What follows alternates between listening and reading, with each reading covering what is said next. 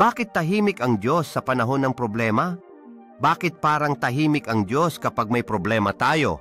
Ang sagot, nasa awit 406, ang Diyos ay ating ampunan at kalakasan, handang saklolo sa kabagabagan.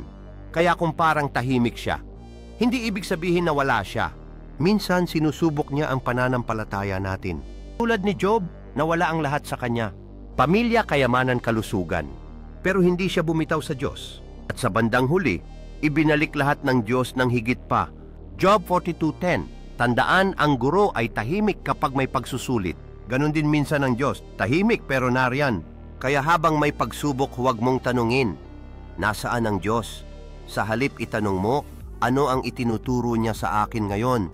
Roma 8:28, ang lahat ng bagay ay gumagawa sa ikabubuti ng mga umiibig sa Diyos.